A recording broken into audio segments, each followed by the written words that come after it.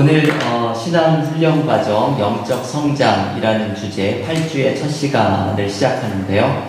우리 은혜와 사랑교회는 어른들의 교육 프로그램을 신앙 훈련 과정이라고 이 커리큘럼의 이름을 정해놓고서 이제 상반기, 하반기 매년 2번의 신앙 훈련 과정을 열고 있죠.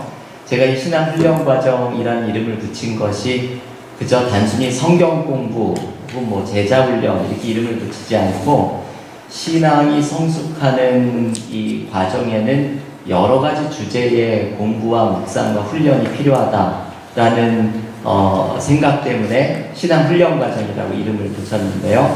그래서 저희는 이 신앙 훈련 과정을 통해서 어떤 때는 성경을 공부하기도 하고 어떤 때는 교회사를 공부하기도 하고 어떨 때는 오늘처럼 영적 성장에 대한 주제를 하기도 하고 다양한 주제에 대해서 저희 교회에서는 상반기와 하반기를 공부하고 있습니다. 올해는 특별히 올해 우리 교회 표어를 기억하시죠? 은혜가 우리를 양육하리라 라는 이제 이 표어를 가지고 이 은혜가 양육한다라는 말에 담겨있는 이 양육, 우리가 좀 성장을 해야 되는데 그래서 하반기의 신앙훈련 과정은 영적으로 어떻게 성장할 수 있을까라는 이 주제를 가지고 다루는 8주의 시간을 가지려고 합니다. 제가 점점 이 신앙훈련 과정을 하면서 꾀가 나가지고요. 이 길이를 자꾸 줄여왔거든요. 처음엔 12주도 하고 막 그랬는데 10주로 줄였다가 이제는 8주로 이렇게 줄여갔는데 교인들의 반응이 더 열렬하게 환영하는 반응을 해주셔서 그래서 이 8주를 일단 좀 유지를 해보려고 하고 있습니다. 제가 나눠드린 핸드아웃을 보시면요. 먼저 이번 과정의 일정에 대한 소개가 있는데요. 제가 주보에도 이 8주의 주제를 다 소개해드린 것처럼 영적 성장의 단계부터 믿음에 대해서 내면 세계 가꾸기, 영적인 침체 문제를 다루기, 그리고 고난의 문제, 영성훈련을 2가지 실천하고 영적인 공동체를 만들기까지 이게 영적 성숙이라고 하는 주제를 생각할 때 제가 오랫동안 고민을 하면서 꼭 들어가야 한다고 생각했던 8가지의 주제를 뽑아놓은 것입니다. 이 중에 저희가 한 주를 쉬는 때가 있는데요. 4주를 한 다음에 전교인 수련회 있는 주간에 한 주를 쉽니다. 금요일에 이렇게 모여가지고 하고 다음날 또 수련회 가면 혹시 수련회를 안 나오실까봐 제가 수련회 주간에 금요일은 한 주를 쉬려고 하거든요. 그 한 주만 쉬고 4주씩 해서 8주간을 11월 9일에 마치고 목요반은 바로 그 다음 주 목요일에 마치게 되니까 그 다음 주 목요일 바로 땡스기빙 전주 목요일입니다. 그래서 저희가 이번 8주의 과정은 금요반과 목요반이 모두 다 추수감사 주간 바로 전주에 모두 마치도록 그렇게 깔끔하게 마친 다음에 우리가 대강절을 함께 시작을 하려고 합니다. 오늘 소개를 해드리는 이 영적 성장의 단계는 제가 이거를 준비해서 쓰다가 영적 성장의 단계를 써야 되는 부분에 가서 이거 너무 오래 지금 많이 썼다는 생각이 들어서 그걸 다음 주로 넘겼습니다. 오늘은 이 영적 성장에 대한 좀 그 서론에 대한 이야기를 하려고 하는데요. 사실은 이 서론에 대한 이야기가 중요하죠. 이게 왜 중요한 주제인지, 그리고 왜 이 8주라는 공부를 해야 되는지, 또 기대감을 갖게 하는 사실 중요한 주간이기 때문에 이 자리에 나오지 않으신 분들은 영상으로라도 한번 이 서론을 같이 한번 나눌 수 있으면 좋겠다는 생각입니다. 먼저 이 영적 성장이라고 하는 이 주제를 우리가 8주 동안 다루면서 왜 이것을 공부해야 되는지, 왜 영적 성장이 필요한지 이것에 대한 말씀을 좀 먼저 나누어야 할 텐데요. 왜 영적 성장이 필요한지에 대해서는 많은 이야기를 할 수 있지만 제가 2가지만을 말씀을 드리려고 합니다. 이게 가장 중요한 의미를 담고 있는 것 같아요. 먼저 첫 번째는 자라지 않는 아이라는 아주 유명한 제자입니까? 라는 책에 등장하는 이야기인데요.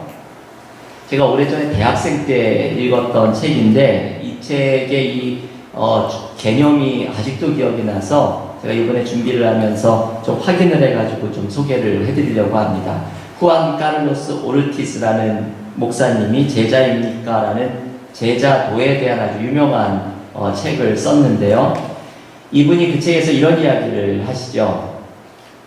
목회를 하셨던 교회가 교인들이 200명이실 때 이제 교회를 부임을 하셨는데 200명이었던 교인이 600명으로 성장을 하게 되었다고 합니다. 그래서 이 목사님은 스스로 이제 목회에 대해서 굉장한 자부심이 있었죠. 내가 목회를 성공했구나. 그런데 어느 날 하나님께서 이 목사님에게 찾아와서 이런 말씀을 해주십니다. 너는 교인이 200명에서 600명이 되었다고 기뻐하고 있지 조금도 기뻐할 거 없다. 너는 그저 삶이 달라지지 않은 교인들을 400명을 더 확보했을 뿐이다. 그 누구도 자라나지 않았다. 전에는 네가 200명의 영적인 갓난아기들을 거느렸다면 지금은 600명을 거느리고 있을 뿐이다. 이게 하나님의 이 목사님에 대한 교회에 대한 진단이었죠. 이게 숫자가 늘어났다고 해서 좋아하는 것이 아니라 늘어나기 전에도 영적으로 성장하지 않았고 그리고 숫자는 늘어났지만 영적인 갓난아기들을 더 많이 교회에 함께하고 있을 뿐 공동체는 영적으로 성장하지 않았다라고 하는 아주 엄중한 하나님의 판단의 말씀을 이 목사님이 듣게 됩니다. 이 목사님이 들었던 말씀이 사실은 우리 모두에게 도전이 되는 말씀이죠. 이 자리에는 신앙생활을 오래 한 분도 있고 오래 하시지 않은 분들도 있지만 어쩌면 우리의 영적인 상황을 돌아보면 아무리 신앙생활, 아까 거울에 비춰보셨죠? 그 영적인 상태를 보여주는 그 상상의 거울에 비춰보셨을 때 나의 영적인 상태가 어떤 것으로 진단이 나오셨나요? 오랫동안 신앙생활을 했어도 영적으로 항상 제자리 걸음을 걷고 있고 자라나지 않고 영적으로 성숙한 사람이 되지 않는 우리들의 모습을 우리는 발견할 수가 있습니다.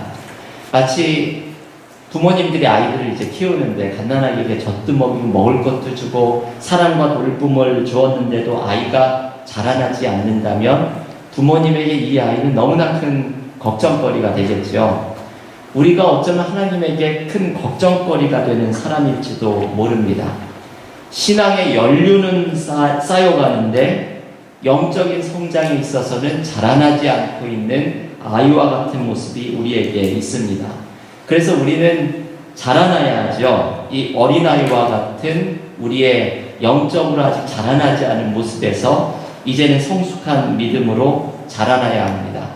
우리가 어느 정도까지 자라나야 하는지 그 핸드아웃에 보면 에베소서 4장 13절 말씀을 제가 써드렸는데요. 핸드아웃에 있는 말씀을 한번 한 목소리로 같이 읽어보겠습니다. 우리가 다 하나님의 아들 믿는 것과 아는 일에 하나가 되어 온전한 사람을 이루어 그리스도의 장성한 분량이 충만할 때까지 이르라. 아멘. 이 사도 바울이 주는 권면의 말씀은 우리에게 성장에 대한 초대의 말씀입니다. 우리가 믿는 것과 아는 일이 하나가 되어서 그리스도의 장성한 분량까지 자라나라. 이게 신앙생활의 중요한 목적이다라고 말을 합니다. 그리스도의 장성한 분량이 충만한 데까지 이르라 라는 말을 쉽게 이야기하면 예수를 닮아가는 삶으로 자라나는 거죠. 예수님을 좀 닮아라. 예수님을 닮아가는 모습으로 이제 좀 성장해라. 이게 사도 바울이 우리에게 권면해 주는 말씀이고 우리에게 이 영적 성장을 이루어야 되는 과제에 대해서 이야기를 해주고 있는 말씀입니다. 그런데 여러분, 제가 이 핸드아웃에는 제가 하는 내용을 좀 자세하게 안 써놨는데요. 이렇게 필요하신 건 메모를 하시면서 들으시면 될 텐데요. 두 번째로 넘어가면 지금 이 자라나야 한다, 영적 성장을 이루어야 한다, 이 말씀을 들으면 마치 우리에게는 하나님이 주신 어떤 명령처럼 들리죠. 신앙인들이 해야 하는 숙제처럼 느껴지고 의무사항처럼 들려지게 됩니다. 그런데 가만히 생각을 해보면 이 영적 성장이라고 하는 주제를 생각을 해보면 이 영적 성장은 숙제나 의무사항보다는 오히려 이것이 축복이라는 것을 생각하면 생각할수록 발견하게 됩니다. 영적으로 성장하면 우리에게는 하나님께서 주시는 풍성한 은혜들을 경험하게 되죠. 이런 은혜들을 경험하게 됩니다. 먼저는 평안이죠. 우리가 영적으로 성장하게 되면 주님께서 주시는 평안을 발견하게 됩니다. 또 다른 것은 기쁨이죠. 우리가 삶의 상황, 삶의 문제에 흔들리지 않는 기쁨이 우리 가운데 샘솟게 됩니다. 또 다른 은혜는 삶의 목적이죠. 우리가 영적으로 성장하게 되면 나의 삶의 목적이 무엇인지를 발견하게 되고, 그것을 발견하는 순간 인생의 의미가 무엇인지를 찾을 수 있게 됩니다. 그리고 또 다른 은혜를 소개해 드리면 행복이죠. 하나님 안에 거하는 삶에서 진정한 행복을 소유하는 삶으로 성장하게 됩니다. 이것이 영적으로 성장할 때 경험하게 되는 축복이죠. 여러분, 믿음이 자라나는 분들, 영적으로 성장해가는 분들이 이러한 하나님의 은혜와 축복을 경험하는 예들은 우리가 간증을 통해서도 듣고 많은 사람들의 신앙의 선배들의 이야기를 통해서 이 축복의 이야기들을 너무나 쉽게 발견하게 됩니다. 제가 오늘 이 말씀을 준비하면서 C.S. 루이스의 영적 자서전이죠. 예기치 못한 기쁨이라고 하는 책을 다시 한번 들여다보았는데요. 여기에서 C.S. 루이스가 무신론자였다가 하나님을 만나면서 경험했던 기쁨과 자유를 소개합니다. 하나님이 없다고 부인하고 있었다. 아주 극심한 무신론자 친구들과 함께 어울리면서 하나님을 부인했던 C.S. 루이스를 하나님께서 지속적으로 찾아가셔서 도전하십니다. 근데 루이스는 계속해서 하나님을 거부하죠. 나중에 이 C.S. 루이스가 하나님을 만나게 된 다음에 자기의 과거를 돌아보면서 그런 깨달음을 얻습니다. 하나님께서는 내가 하나님을 거부할 수 있는 자유도 주셨구나. 이것이 하나님 우리를 사실 사랑하는 방법 중에 하나이죠. 진정한 사랑은 잘 아시죠? 강요하는 것이 아니라 자유를 주는 것입니다. 하나님은 우리가 하나님을 선택하지 않을 자유도 주셨고, 하나님을 떠날 자유도 주셨고, 하나님이 없이 살아갈 자유도 허락하십니다. 그런데 이 자유가 하나님을 떠나서 살아가다 보면 사실은 진짜 자유가 아니죠. 인간은 이게 진짜 내가 자유롭게 살 것이라고 생각하지만 진짜 자유를 경험하지 못한 채 하나님을 떠나 자유를 누리려고 합니다. 하지만 하나님께서는 이 C.S. 루이스의 삶에서 루이스를 한없이 기다리시면서, 하나님은 우리를 한없이 기다리시는 분이죠. 그리고 하나님께 돌아올 기회를 지속적으로 주십니다. C.S. 루이스가 그의 예기치 못한 기쁨에서 이런 표현을 쓰는데요. 핸드아웃의 첫 번째 줄 제가 이분의 표현을 써드렸습니다. 하나님이 꾸준히 또한 한치의 양보도 없이 다가오시는 것을 매일같이 경험했다고 말을 합니다. 삶을 돌아보았더니 하나님을 부인하고 있었던 그 무신론의 심취에 있었던 삶 속에 하나님은 그렇게 꾸준히 한치의 양보도 없이 C.S. 루이스의 삶에 다가와서 기다리시는 하나님께로 돌아오기를 도전하셨던 분이라는 것이죠. 그리고 마침내 C.S. 루이스가 하나님의 초대 앞에 항복하고 하나님이 하나님이시라는 사실을 인정하고 무릎을 꿇었을 때 그는 진정한 자유를 경험합니다. 이 자유를 경험했을 때의 회심의 이야기를 마치는 이야기를 이 문장으로 마치죠. 핸드아웃의 두 번째 문장입니다. 하나님의 강요는 우리를 해방시킨다. 제가 참 이 영적 자서전 이분의 책에서 좋아하는 문장인데요. 하나님의 강요는 우리를 해방시킨다.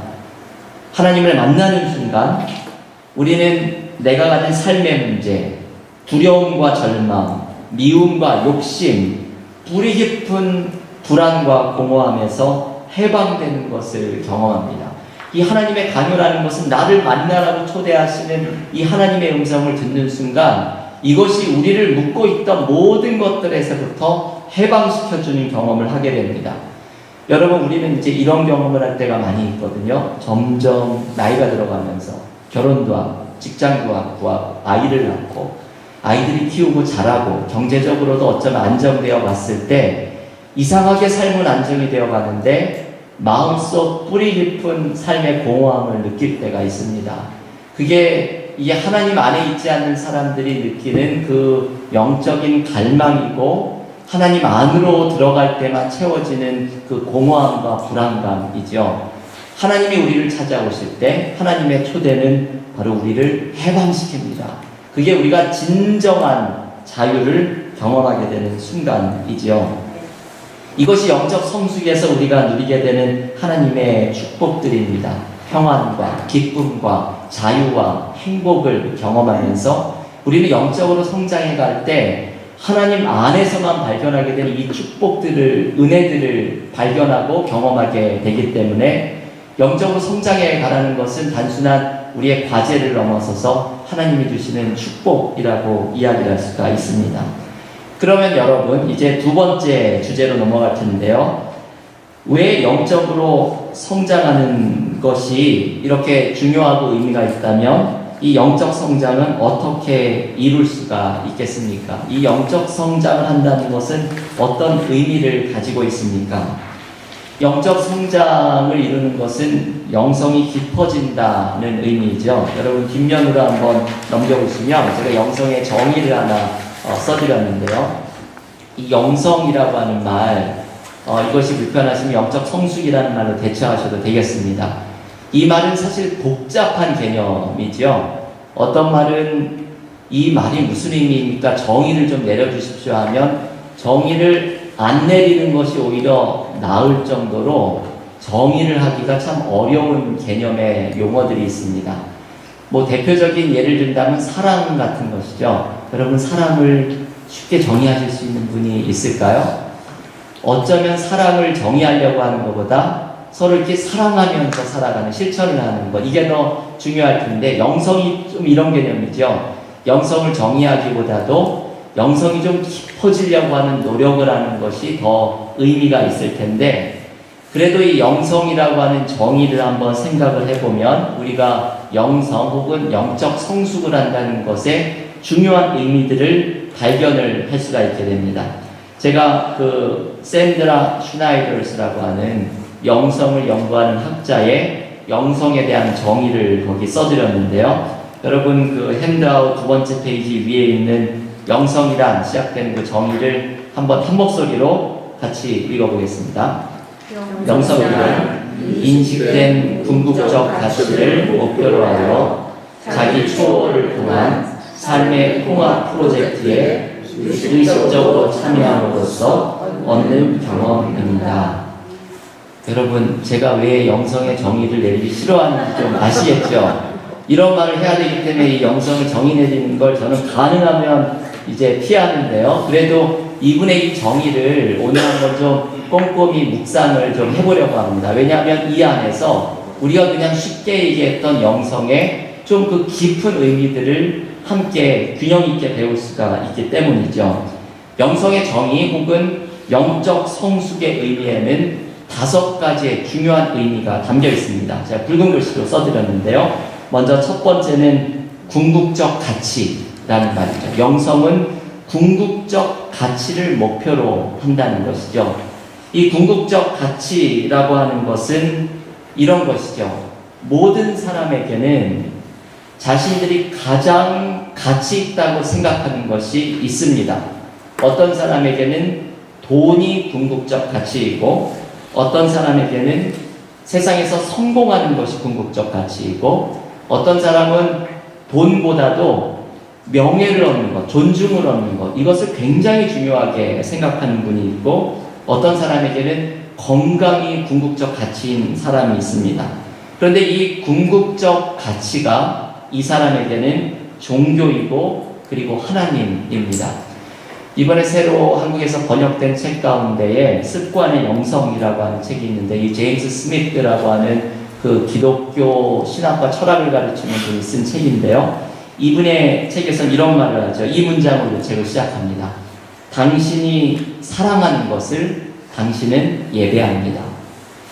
당신이 지금 사랑하고 있는 것을 당신이 예배합니다. 이게 맞는 말이죠.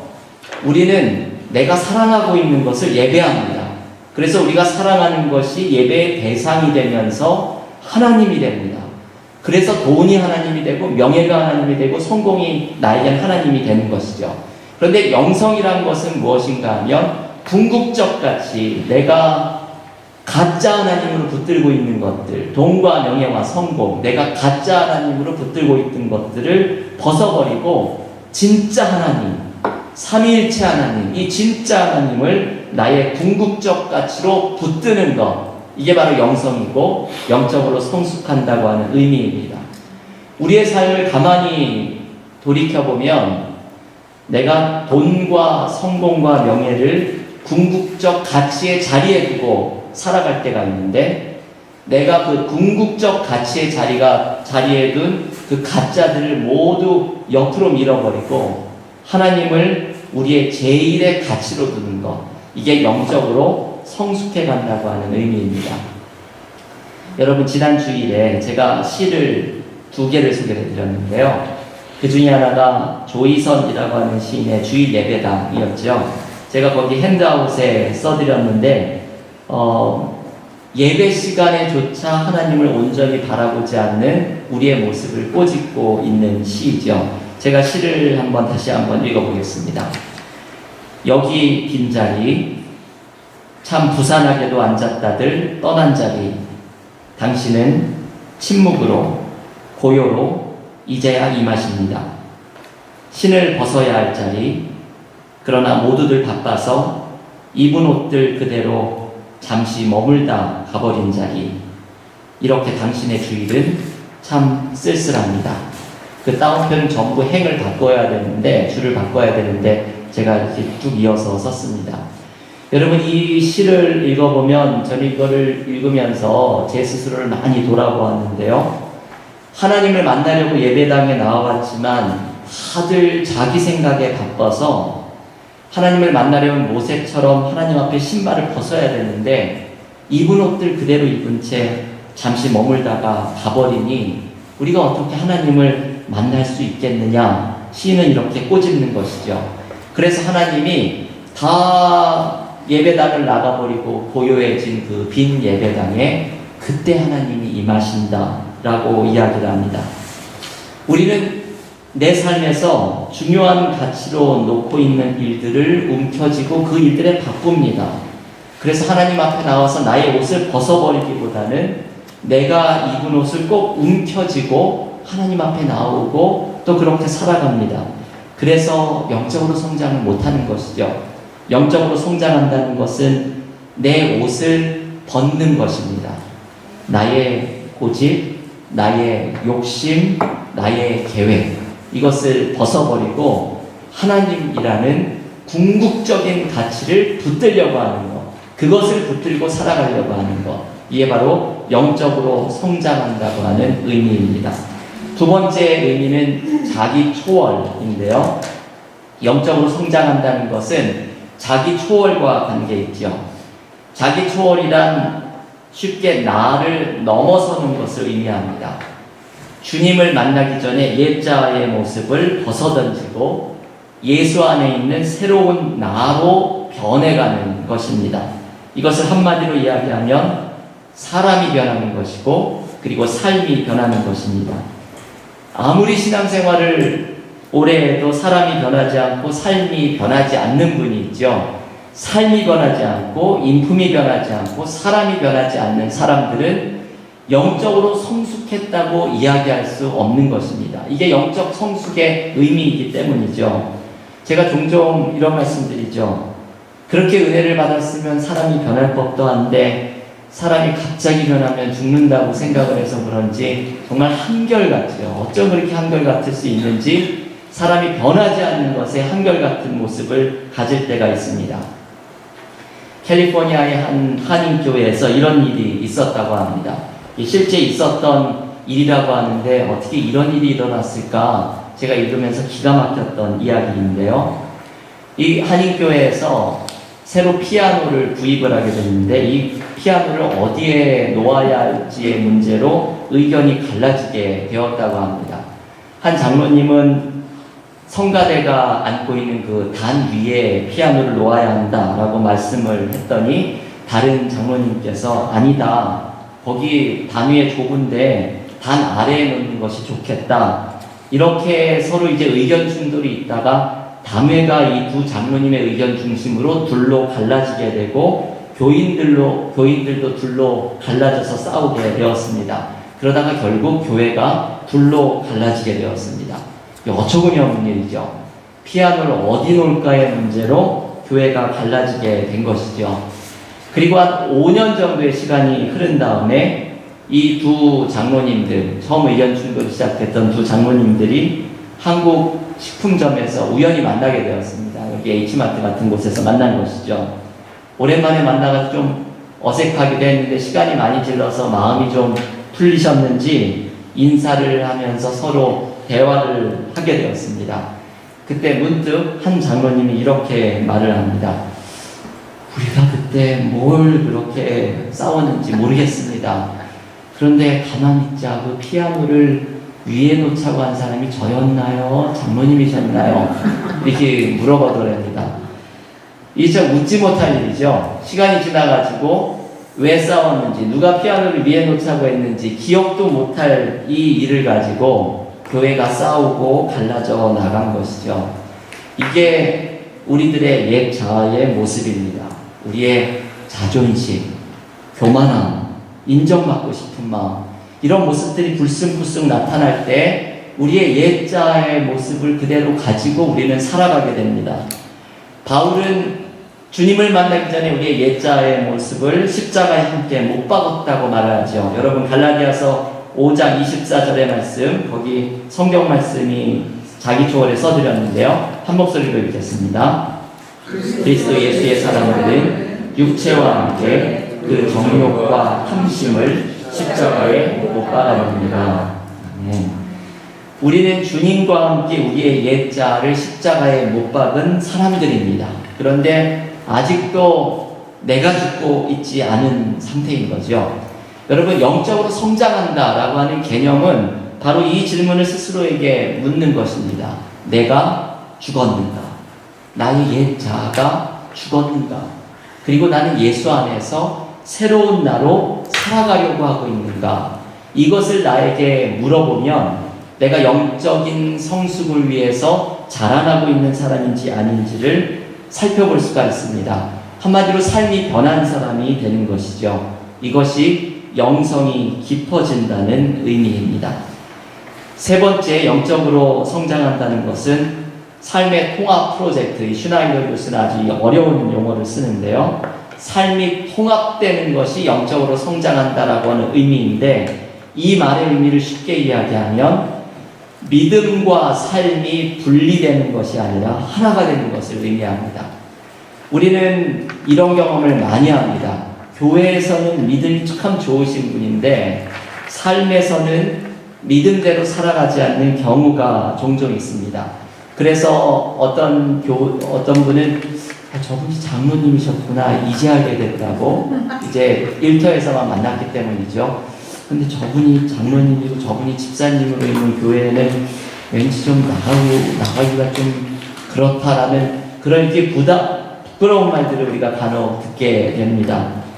기도는 많이 하시는데 기도한 대로 또 살아가시지 않는 분들이 있죠.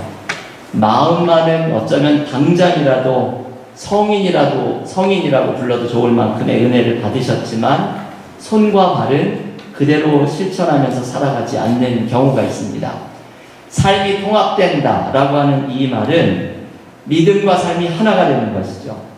기도와 실천이 하나가 되는 것이죠. 기도한 대로 사시는 분이죠. 영성과 삶이 통합되는 것을 의미합니다. 이 믿는 대로 실천하는 사람이 되는 것, 이게 삶이 통합된다라고 하는 의미에 담겨 있는 말씀입니다. 제가 전에 이런 우스개 이야기를 소개해 드린 적이 있습니다. 어떤 교회에 빵집을 운영하는 집사님이 계셨죠. 근데 동네 사람들에게 이분이 좀 비난을 많이 샀습니다. 그 이유는 이분 빵집의 빵이 유독 작았기 때문이죠. 그래서 이제 동네 사람들이 왜 이렇게 빵이 좀 작느냐 불평을 많이 했는데, 이 집사님이 교회에서의 별명은 대포 집사님이었습니다. 기도를 대포 소리가 나도록 크게 기도를 하기 때문에 이런 별명이 붙었던 분이죠. 근데 이 집사님이 어느 날은 왠지 교인들이 나를 그렇게 좋아하지는 않는 것 같다, 이런 느낌이 들어서 목사님을 찾아가서 하소연을 했습니다. 목사님 왜 사람들이 저를 그렇게 좋아하는 것 같지 않죠? 그랬더니 목사님이 권면을 하시기를, 이분도 아주 이렇게 직설적인 권면을 해주셨네요. 집사님, 이렇게 해보세요. 그러면 사람들이 집사님을 좋아할 겁니다. 앞으로 기도 소리는 줄이고 빵 크기를 늘려보세요. 이제 여러분, 이 농담이 이게 농담인 거 보니까 진짜 있었던 일은 아닐지도 모르겠습니다. 근데 이 농담은 뼈가 있는 농담이죠. 기독교인이 기도는 크게 하면서 실제 삶에서는 신앙인의 모습대로 살아가지 않는 우리의 모습을 이렇게 꼬집어주는 농담입니다. 우리는 기도한 대로 살아가고 믿는 대로 실천하면서 살아가는 삶을 살아가야 합니다. 이게 삶이 통합된다고 하는 의미이죠. 아까 소개해드렸던 그리스도의 장성한 분량이 충만한 데까지 자라나는 것이 영적 성장의 목표다라는 에베소서 4장의 말씀, 그 말씀에 곧바로 이어서 등장하는 말씀이 있습니다. 영적 성장이 가능한 방법을 소개하는 말씀인데, 에베소서 4장 15절의 말씀이죠. 그 핸드아웃에 있는 에베소서 4장 15절 한 목소리로 같이 읽겠습니다. 오직 사랑에서 참된 것을 하여 범사에 그에게까지 자랄지라. 그는 머리니 곧 그리스도라. 여러분이 예수님의 모습으로 자라나라라는 말씀이 에베소서 4장 13절의 말씀인데, 그 방법을 바로 2절이 지난 4장 15절에서 이렇게 가르쳐 줍니다. 그 방법은 사랑 안에서 참된 것을 행하는 것. 사랑 안에서 참된 것을 행하는 것. 그러면 그에게까지, 예수에게까지, 예수의 장성한 분량에까지 자라나게 될 것이다라는 말씀입니다. 우리가 예수님을 닮는 모습으로 자라나는 방법은 사도 바울은 사랑 안에서 참된 것을 실천하는 것이라고 이야기하죠. 믿음과 삶이 통합되는 것, 이것이 영적으로 성장한다라고 하는 의미입니다.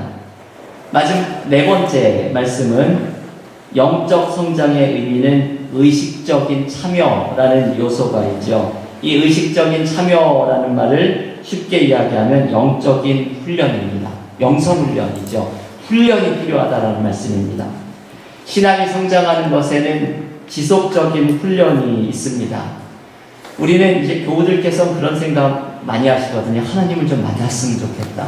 우리는 하나님을 만나면 하나님을 만나는 경험이 우리에게 그 특별한 은혜를 통해서 믿음이 한순간에 성장하고 모든 회의가 사라질 것이라고 생각하는 모습이 있습니다. 물론 그런 경우도 있죠. 하나님의 특별한 은혜가 우리의 삶을 한순간에 바꾸어 놓기도 합니다. 그런데 여러분, 우리의 경험을 통해서 우리는 잘합니다. 대부분의 경우에 우리의 영성이 깊어지는 것은 지속적인 훈련을 통해서 가능합니다. 그 특별한 은혜의 체험이 우리에게 어떤 신앙적인 계기가 될 수는 있지만, 한 번의 부흥회가, 한 번의 뜨거운 수련회가 우리를 바꾸어 놓지는 못합니다.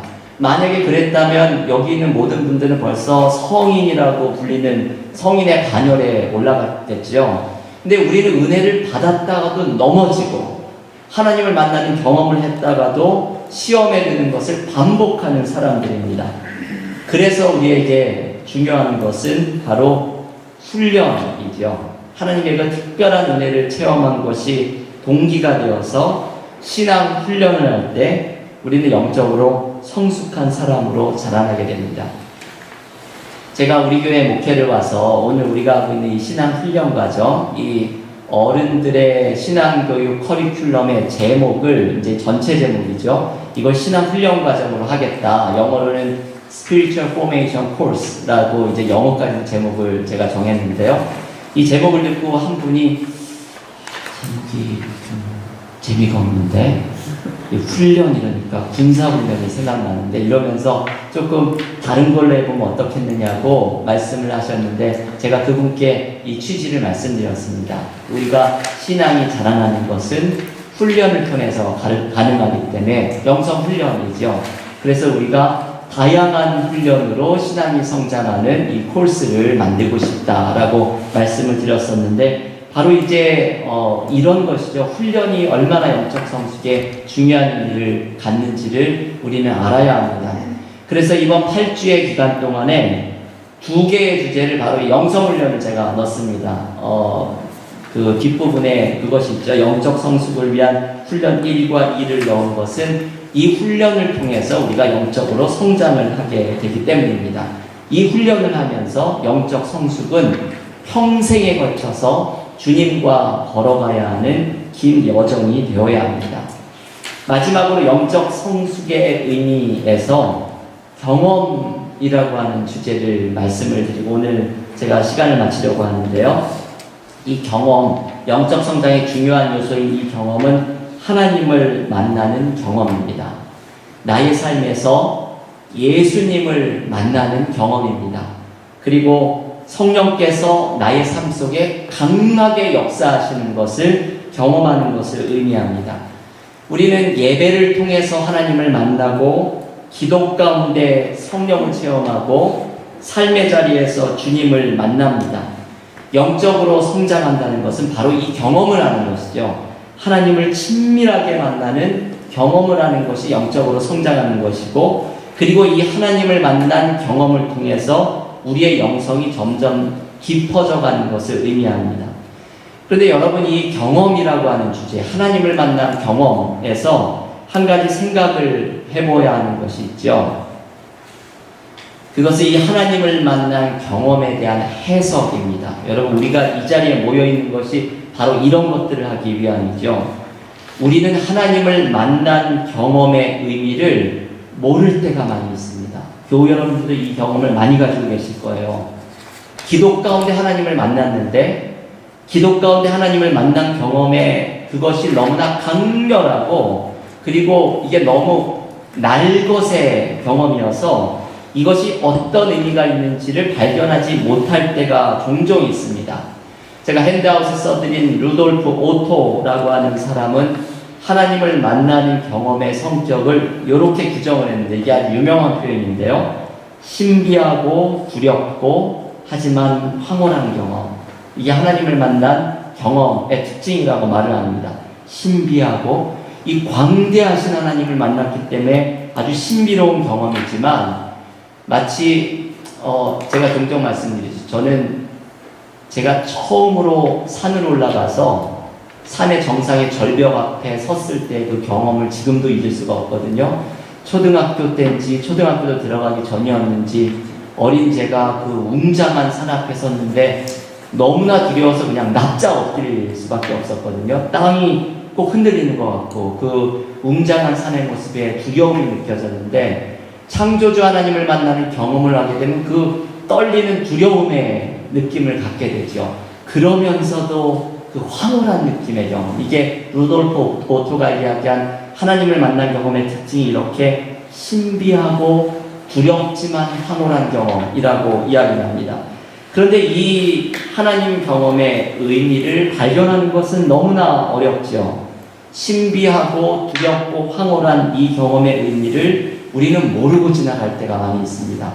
영적으로 성장한다고 하는 의미는 이 하나님 경험의 의미를 묵상하고 분별하고 해석하는 것을 의미합니다. 이 하나님 경험의 의미를 말로 표현해보고, 큐티를 하시는 분들은 큐티 노트에, 영성일기를 쓰시는 분들은 영성일기에 하나님께서 나를 만나주신 그 의미를 말로 표현해보고 그 의미를 찾아가는 것입니다. 흔히 영성이 깊은 분들, 신앙의 진리들을 가르쳐준 분들을 영성가라고 부르는데요. 영성가의 중요한 특징이 바로 이것이죠. 영성가는 하나님을 생생하게 만났던 분들인데 그 경험을 언어로 포착하려고 하고, 언어로 포착을 하면서 그 하나님을 만난 경험의 의미를 말로 표현하려고 했던 사람들입니다. 여러분, 우리가 시를 읽는 이유가 왜 그런 줄 아세요? 아까 주일 예배당이라는 시도 함께 읽었는데, 시인들의 시를 읽는 이유는 우리가 그동안 생각을 막연하게 하고는 있었지만 말로 표현해내지 못했던 것들을 시인들이 말로 포착을 해서 표현을 해주면 우리는 무릎을 치면서 내가 느끼고 있었던 삶의 모습이 이것인데 라고 공감하면서 시를 읽게 되죠. 시인들이 마치 삶의 중요한 모습들을 언어로 포착을 하는 것처럼 영성이 깊어진다고 하는 것은 우리가 하나님을 만난 경험, 그러나 그 신비하고 두렵고 황홀한 그 의미를 알지 못하는 경험을 언어로 표현하면서 그 의미를 찾아가는 과정, 그것이 바로 영적으로 성숙해 간다고 하는 의미입니다. 그래서 이 영적 성장을 위해서는 하나님께서 나를 만나주신, 나의 삶에 함께 계시는 하나님의 의미를 찾아가는 이 해석의 과정이 중요합니다. 이것을 위해서는 개인적으로 묵상할 수도 있지만 공동체를 통해서도 이게 가능하죠. 이게 공동체를 통해 서로 나누고 함께 분별을 하면서 하나님을 만나간 경험의 의미들을 우리는 찾아가게 됩니다. 그래서 우리가 오늘 이 자리에 모여 있는 것이죠. 우리가 함께 영적으로 성장해 가면서 하나님을 만나는 의미를 나누고 해석해가는 과정을 통해 우리의 영성이 더욱더 깊어져 가게 됩니다. 여러분이 5가지가 영적으로 성장한다는 말에 담겨있는 의미입니다. 내 삶에서 가짜들을 버리고 하나님이라는 진짜 궁극적 가치를 붙드는 것, 나의 옛자를 벗어버리는 자기 초월이 이루어지는 것, 믿음과 삶, 기도와 실천이 함께 가는 삶의 통합이 이루어지는 것, 영성 훈련을 통해서 영적 성장을 위한 의식적인 노력을 하는 것, 그리고 하나님을 만나고 그 경험의 의미를 해석해가는 것, 이게 우리가 영적으로 성장한다고 하는 의미이고 영성이 깊어진다고 하는 의미입니다. 여러분, 우리는 앞으로 8주 동안, 오늘을 비롯해서 8주 동안 바로 이 5가지의 노력을 함께 하려고 모인 것이죠. 이번 신앙훈련과정 영적 성장을 통해서 이 5가지의 모습을 한번 돌아보면서 나에게 이 5가지의 모습 중에 무엇이 부족한가, 그것을 발견하고 이번 영적 성장 과정을 통해서 부족한 것들이 채워지면서 영적으로 자라나고, 이 영적으로 자라나면서 이 영적 성장에서 경험하게 되는 하나님이 주시는 평안과 기쁨과 자유와 행복을 경험하는 이 은혜와 복을 경험하는 우리 모두가 될 수 있기를 간절히 기원합니다.